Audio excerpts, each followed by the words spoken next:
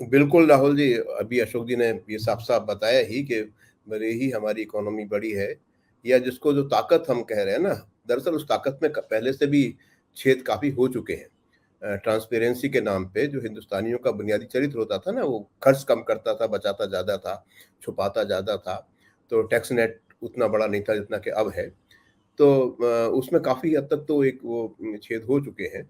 लेकिन ये बात सच है कि जो श्रीलंका आज झेल रहा है, हम उससे हमेशा के लिए या बहुत दूर हो वो स्थिति हमारे साथ, ये ऐसा नहीं कहा जा सकता।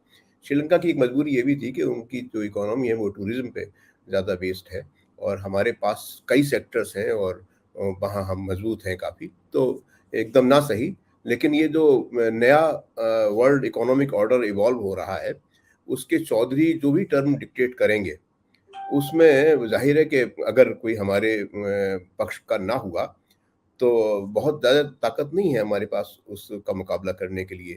आईएमएफ का, वर्ल्ड बैंक का, इवन अगर अभी ये अंकल सैम नाराज़ हो गए तो उन्होंने टाइट कर ही दिया थोड़ा-सा ना आपका ये जो भी माइनॉरिटीज़ के इश्यूज़ पर और दूसरे तरीके मानव अधिकारों को लेकर जो उन्होंने हल्का-सा आपको झिड़क दिया, तो सावधान होना पड़ा। हम अभी इस स्थिति में नहीं है कि हम डिक्टेट कर सकें अपनी टर्म्स को और बहुत दूर भी नहीं है। एक बहुत अच्छी बात अशोक जी ने पहले कही थी कि जैसे जो संस्थागत बदलाव के आश्वासन को लेके ये केजरीवाल सरकार सत्ता में आई थी। संस्थागत बदलाव से आशय ये हुआ कि भ्रष्टाचार को कम करने के लिए या देश को जेन्युइन डेवलपमेंट के रास्ते पर डालने के लिए ज़रूरी है कि हम कोई प्रोडक्टिव मोड में उसको डालें। अभी हमारे यहाँ ज़्यादातर चीज़ें जैसे मैंने पहले कहा कि भई आप धर्म का मुद्दा लेके आते हैं, आप बड़ा मंदिर बना दो, बड़ा पुतला बना दो, उसके पीछे लगा दो, तो उसमें जो आर्थिक गतिविधियाँ बढ़ेंगी भी अगर, तो वो पैसिव होंगी, उनका कोई प्रोडक्टिव यूटिलाइज़ेशन नहीं होगा। अगर आप मैन्युफैक्चरिंग हब बनाएँगे तो उनका कुछ हो सकता है। यहाँ पर अभी मैंने कल परसों एक आर्टिकल पढ़ रहा था वेद प्रताप वैदिक जी का, अशोक जी अच्छी तरह जानते हैं, इंदौर ही के हैं। तो उन्होंने कहा कि देश भर में 5 करोड़ मुकदमे पेंडिंग हैं। तो अगर आप इन दिनों गौर से देख रहे हो तो कहा जा रहा है कि जजों की संख्या बहुत कम है और इन्हें मल्टीप्लाई किया जाना चाहिए, बहुत बढ़ाया जाना चाहिए। सच बात ये है कि ये भी एक पैसिव सिनेरियो है। पैसिव सिनेरियो इस मामले में कि 5 करोड़ मुकदमे में अगर एक-एक आदमी इन्वॉल्व हो, होता नहीं है। एक कम से कम 4-5 आदमी वर्सेस दूसरा पार्टी होती है, तो 5 पंजे 25 मतलब 25-30 करोड़ लोग सीधे-सीधे मुकदमों में फँसे हुए हैं।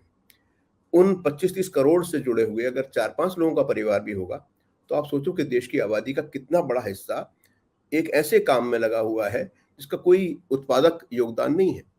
और ये कोशिश की जा रही है चलो और मुकदमे बढ़ाए जाएँ, इनको जल्दी-जल्दी अगर लोगों का भरोसा हो जाए ना कि आप इधर अपराध करेंगे तो 2 महीने, 4 महीने, 6 महीने में सज़ा मिल जाएगी। अगर आप केजरीवाल के पुराने स्टेटमेंट्स को देखेंगे, तो वो हर बार यही तो कहते थे, भैया इधर वो लोकपाल लेके आइए और ये लेके आइए, वो लेके आइए, टाइम फ्रेम बनाइए हर चीज़ की।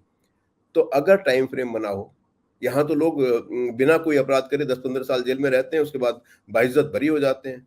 लेकिन उस बाइज्जत बरी के सर्टिफिकेट को समाज नहीं मानता। 15 साल जेल में रहने के बाद आदमी जब पैदल आ गया बाहर, उसके बाद में फिर इस दौरान पूरा परिवार उसका नष्ट हो गया। आपको अगर ध्यान हो एक कुछ साल पहले की बात है, 2 हिंदुस्तानी लड़के ऑस्ट्रेलिया में बाय मिस्टेक टेररिज्म की एक्टिविटीज़ में अरेस्ट हो गए और 8-10 महीने के बाद में वो छूटे। तो ऑस्ट्रेलिया ने इतना हैंडसम अमाउंट उनको कंपेंसेट किया और रिग्रेट किया, ऑफिशियली क्षमा याचना की, हमने आपको गलती से गिरफ्तार कर लिया और करोड़ों रुपए उनको दिए। आज हमारे देश जो जेलें भरी हुई हैं क्षमता से 22 गुनी 30 गुनी तक उसमें लोग रह रहे हैं, लगभग सब ह्यूमन लेवल पर रह रहे हैं। अगर वो और उनको आप छोड़ देते हो 10 साल के बाद, 5 साल के बाद में, तो उन्हें कंपेंसेट करो, उन्हें कम से कम किसी गैजेटेड ऑफिसर के बराबर तनख्वाह दो 10-15 साल के का मुआवजे के साथ साथ। आप अगर ये जो बुलडोजर वाली राजनीति चल रही है ना, मुझे मालूम है दिल्ली में बहुत बड़ी-बड़ी आलीशान बिल्डिंग्स, यहाँ तक के आईपीएस ऑफिसर्स की रेजिडेंसेस बिल्कुल एनक्लोज करे हुए खुलेआम बने हुए हैं और ये हमने इस पर प्रोग्राम भी किया था एक बार। आपकी दिल्ली में जितने भी पहले कुछ साल पहले तक वो थी पार्किंग्स, सरकारी ज़मीन पे पार्किंग खड़ी कर दी और उसमें एक आमदनी का ज़रिया चल रहा है सिर्फ दिल्ली पुलिस के और कुछ एजेंसीज़ की मिलीभगत से। अब उसको उन्होंने रेगुलराइज़ किया है। दिल्ली ही में केजरीवाल ही ने कहा था कि लगभग 50,000 कर्मचारी ऐसे उन्होंने पाए जो कि कभी पैदा ही नहीं हुए इस ग्रह पर। यानी एक संस्थान के अंदर उन्होंने नकली नाम देके, खासतौर पर सफाई कर्मचारी ज़्यादा थे उसमें, कि भाई 5 सफाई कर्मचारी हमारे यहाँ, नाम केवल दे दिए। वो लोग कभी पैदा ही नहीं हुए, उनमें रिटायर हो गए लोग, उनकी पेंशनें भी लेते रहे। जब वो ये इलेक्ट्रॉनिक वेरिफिकेशन की बात होने लगी, तब ये 50,000 के आसपास लोगों को पकड़ा गया। ये तमाम बातें अविश्वसनीय है। रिजर्व बैंक ने पिछले दिनों कहा था कि देश में रोजाना लगभग 100 करोड़ रुपए का बैंक ये फ्रॉड होता है ऑनलाइन के जरिए से, 100 करोड़ रुपए रोजाना। रिजर्व बैंक का अपना स्टेटमेंट। आप सोचिए कि हम जब जो आप कह रहे थे इनहेरेंट ताकत है, कितनी ताकत है भाई, और कब तक ये इन चीजों को बर्दाश्त किया जा सकता है।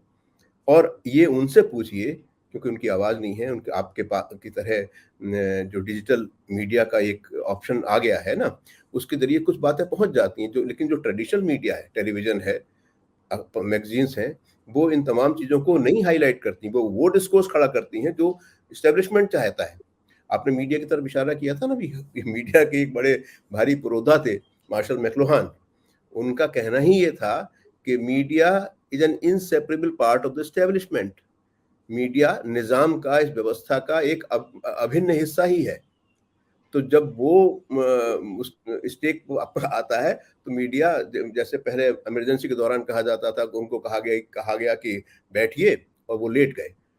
तो ऐसे पत्रकारों की संख्या बहुत ज्यादा है। पत्रकार, और अभी अशोक जी ने भी इशारा किया था, है कौन? सोचिए कि वो लोग हैं जर्नलिज्म के क्षेत्र में जो ड्रामा आर्टिस्ट हैं, चीखना चिल्लाना है, देश पूछ रहा है, फलाना अटक रहा है, तुम उस दिन भाग गए थे, तुम उस दिन, ये लैंग्वेज आपने कहीं दुनिया के किसी टेलीविजन स्टूडियो में सुना है? वहाँ का आप अपना होमवर्क अच्छा करिए, अपने सवाल को तराशिए, लेकिन सामने बैठा हुआ मेहमान तो आपका मेहमान है। वो अगर अपराधी भी है तो उससे पूरा राइट है वो छुपाए। आपकी कला इसमें है कि आप उसको एक्सपोज करो कि देखो भाई ये तुम्हारा है, क्या कहना है। और जो दर्शक देख रहे हैं करोड़ों, वो इतने इंटेलिजेंट होते हैं, वो समझ जाते हैं कि हाँ, ये आदमी हमसे झूठ बोल रहा है। तो हमारे पास में हर शोबे में जितनी भी बातें खासतौर पे कही गई हैं, शिक्षा का आपने देखा, रोजगार का आपने देखा, स्वास्थ्य का आपने देखा। आप अगर कुछ दिन जब कोविड का वो हुआ था प्रकोप, तो जो सबसे निचला संस्तर है, लोएस्ट स्ट्रेटा है, वहाँ के लोग किस तरह से वो गुजरात से चले थे पैदल, और हुकूमत ने उनकी मदद करने के बजाय उनका किराया जो था रेल का, जो कि 200 रुपए होता था, उसको 2000 कर दिया कि नहीं, तुम्हारे आस वाली सीट खाली होगी, फलाने वाली सीट खाली होगी, इन सबका किराया भी तुमको देना पड़ेगा। कितने लोग रेलवे से कट के मर गए। एक अमान भी है, बड़ी त्रासद स्थितियां हैं। आप अभी भी देख, अभी परसों तरसों वो था, 4 औरतें कि अपने किसी रिश्तेदार को चारपाई पे ले जा रही थी, इससे पहले साइकिल पे लाश को ले जा रहा है आदमी। ये आए दिन होने लगे हैं।